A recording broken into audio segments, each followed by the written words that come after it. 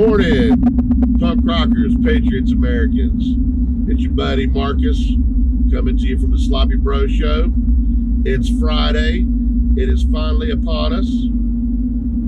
I know some of you like me didn't think it was ever going to get here, but it did. Another week off the books. Now we get to watch these 2 days just fly by. Because let's be honest, it goes quick. We'll go to bed tonight, and then we'll wake up and be like, oh shit, it's Monday again. But that's just the way it works, but we got to make the best of it. So I hope everybody has a great weekend. That being said, for you new people, let's go ahead and get this out of the way. If you like what you've seen, if you've gone and checked out some of the other videos, go ahead and hit that like and subscribe button. Hit that notification bell. That way you'll get my videos as they drop. Excuse me. So anyway, that being said, I'm trying to wrap my brain this morning, trying to find a topic to discuss. And I was on Twitter, and I see that Chick-Fil-A is back in the media spotlight. Somewhat. So I'm sure this is going to be a pretty controversial topic. I'm going to try not to offend or piss anybody off, but sometimes that happens.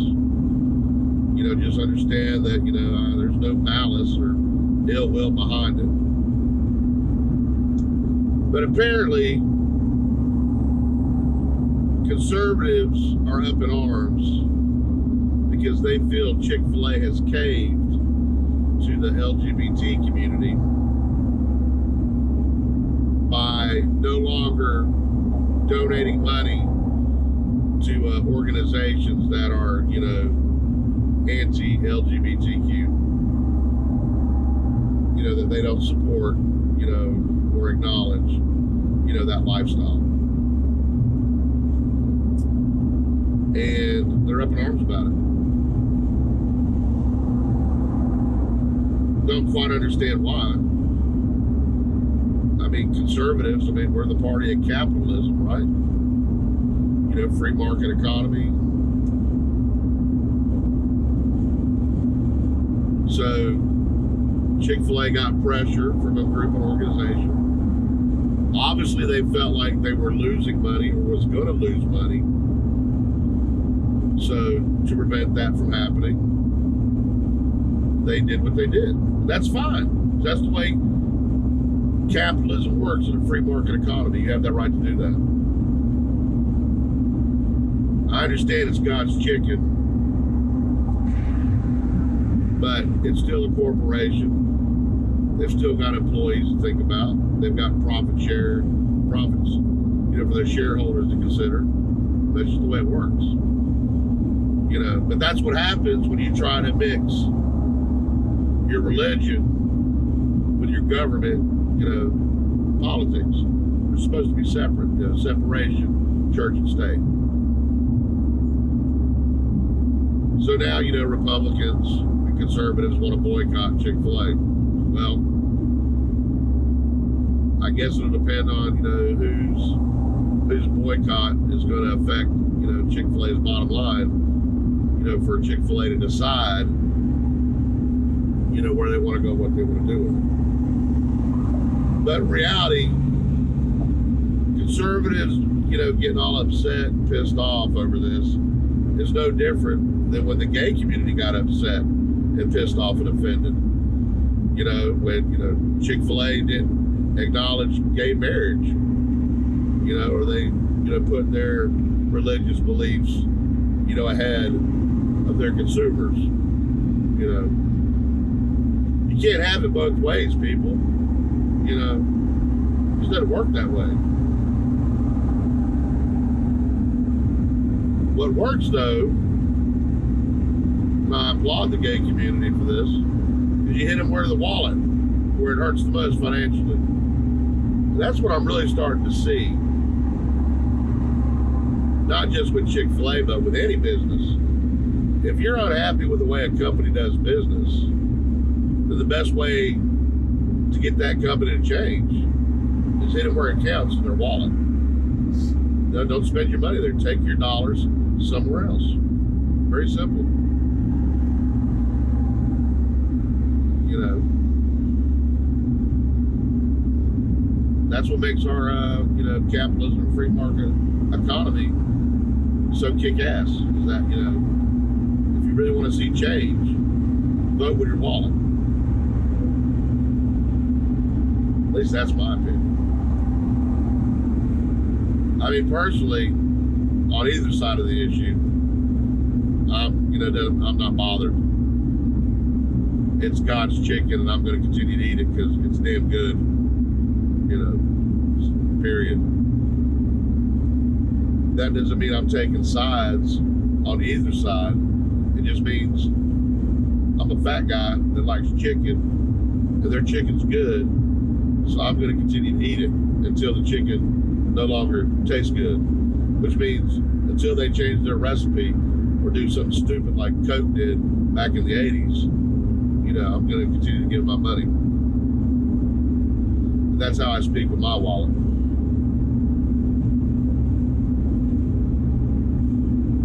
But, conservatives can't be upset with Chick-Fil-A because they're not going to donate to the Salvation Army anymore. I mean, that's Chick-fil-A's right.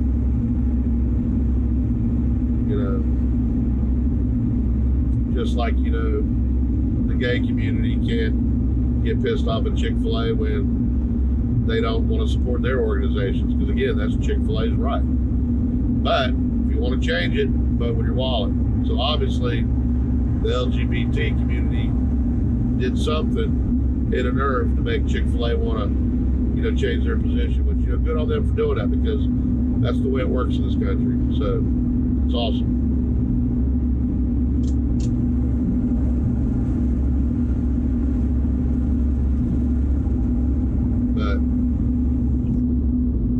It all comes back to this, that you can believe what you want to believe. If you're a religious person, that's your right. You're granted that under the Constitution. Freedom of religion. But I do believe in the separation of church and state. Period. Because if you don't, when you start mixing your religion and your government, your Constitution, you're just going to open up a big can of worms that I don't feel like you want to. Not only that, but let's be honest.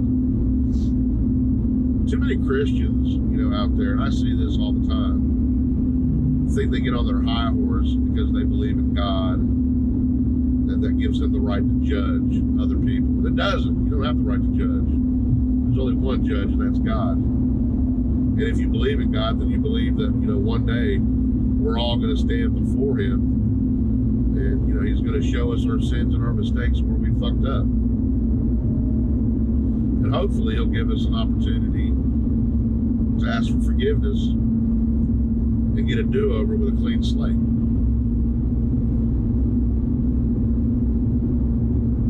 But He's the only one that can judge. That's why it pisses me off so many Christians that, try to dictate how other people need to live and what they should and shouldn't do, what they can and cannot do. It's not up to you, buddy.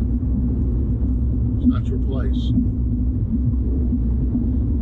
I mean, yes, you can try to offer advice and guide your flock, but you can't get pissed off and condemn those that choose to go down a different path. It's just not the way it works, in my opinion. But regardless of that, the Bible does teach us one thing, according to the New Testament. And that is we all need to love one another. Period. It doesn't matter what our differences are, what our political affiliations, what our sexual orientations are. We all need to try to love one another and get along the best that we can.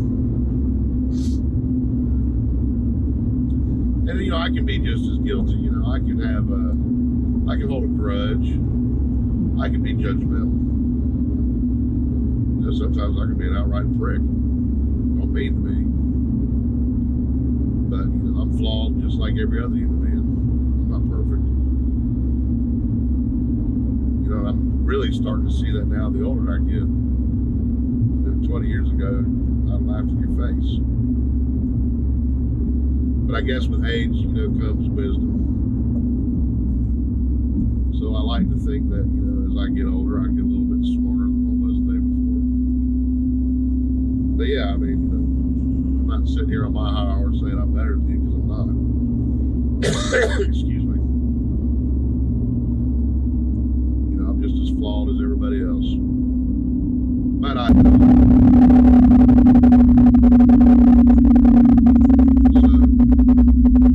we can do is try to do better than the day before. But yeah, Chick-Fil-A, man, keep doing, whatever's gonna increase your profits. Forget everybody else.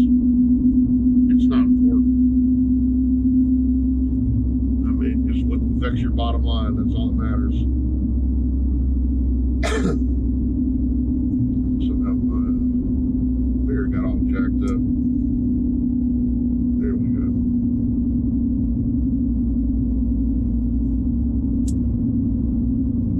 So yeah. But it's not just Chick-fil-A. I mean, this works for any business. I keep saying, back in the Bush era when gas prices were going up, and Bill O'Reilly had made a suggestion that nobody really caught on, but I thought, wow, this actually makes a lot of sense. When gas prices were skyrocketing, he suggested that everybody pick one gas station that sells gas, BP, Citgo, whatever, Mobil, Shell, and you just boycott that one gas station. Nobody go to it. Everybody go to all the other ones. So let's say you boycott Shell. Excuse me. And nobody getting gas in Shell. After a while, Shell's going to start feeling the damn pinch. And Shell's going to drop their damn gas price dramatically to get people to come back and start getting gas. So everybody starts going back to Shell and boycotts all the others. But the next thing they start feeling the pinch. So they drop their prices. So now you took these companies and you pitted them against each other in a little gas war. And who's the winner? The consumer. That's the winner. That's it. But as Americans, we don't do that enough. Because we're lazy. We don't want to be inconvenienced. We want everything right here, right now. We don't want to wait. And because of that, it costs us money. I mean, take concerts, for example. I love going to a concert. I love seeing my favorite musician or band perform. But I quit going, especially to the big venues, because you spend $40 buying the ticket, another $20, $25 on the surcharge and taxes and bullshit. And then you drive all the way to the show, and they charge you $20 to park your damn car. And then when you get to the gate, you can't take nothing in except the bare minimum, maybe a blanket, maybe a chair. And then when you get inside, it's $10 for a damn 16-ounce beer, $8 for a slice of pizza, $7 for a bottle of water. I mean, they just jack the prices up on everything, and they literally ass rape you to death, nickel and diming you. So the next thing you know, what should have only been maybe a $50, $60 per person experience is now a $200 person experience. And it's just not worth it. Throwing all the merch and shit on top of that. But the bands need to sell, because let's be honest, they're not making money off the ticket sales. That's all going to Ticketmaster. But if people would quit going to concerts, they'd get the message and quit overcharging that shit. But again, people don't want to be inconvenienced. So we'll continue to get raped on that shit as well.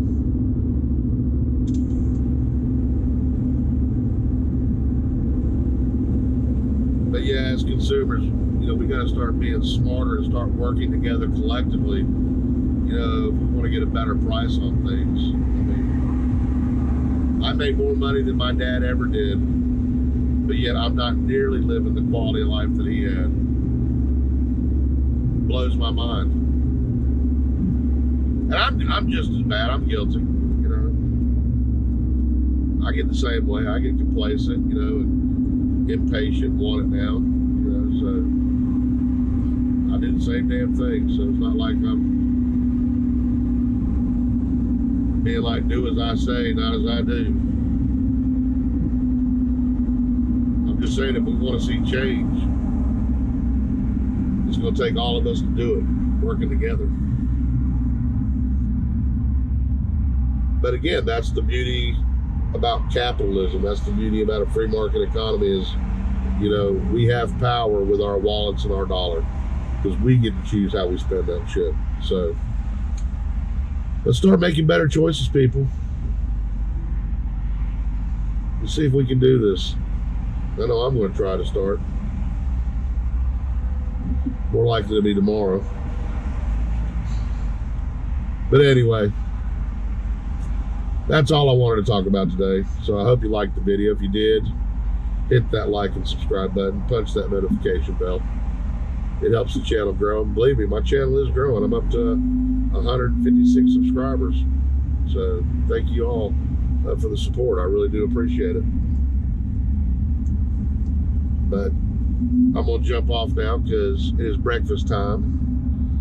So I'm going to get me my ultimate bacon, egg, and cheese biscuit because I am hungry. And as always, you know, just continue to love one another. Let's work together. Let's set aside our differences. Let's agree to disagree.